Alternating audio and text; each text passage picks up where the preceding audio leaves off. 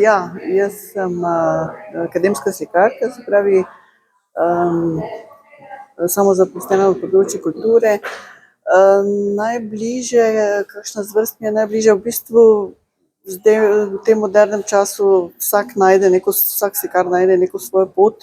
Moja pot gre v tej smeri, ki je mogoče na prvi pogled nekoliko bližje impresionizmu, ampak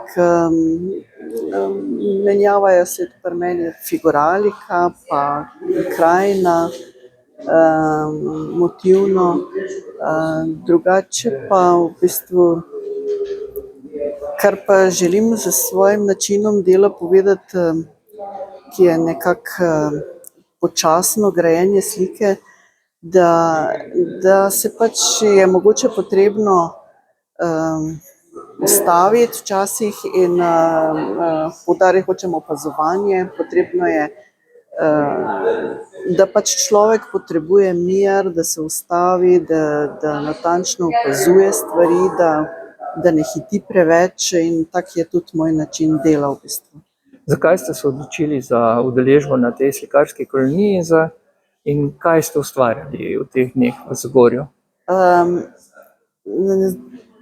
Tukaj sem se odločila priti, ker je v bistvu kolonija mednarodna, ker je v bistvu to neke vrste konferenca za nas, vizualne umetnike, kjer spoznamo različne pristope in nekako dobimo en feedback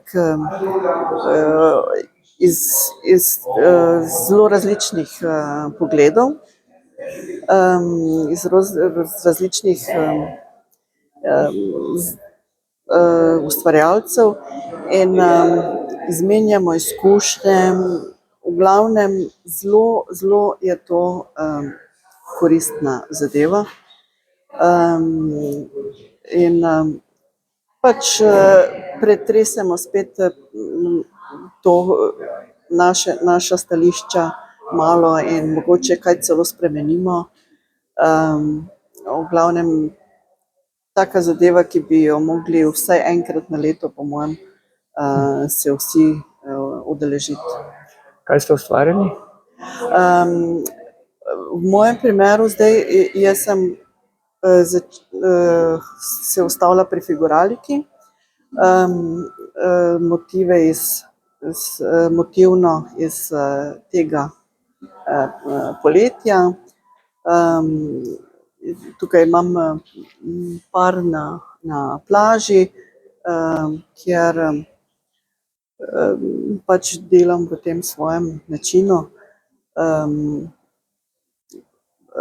Puščam jaz pač v skladu s tem počasnim grajenjem slike, puščam tudi platno, da soustvarja vzdušje. V glavnem poudarek je na tem meditativnem,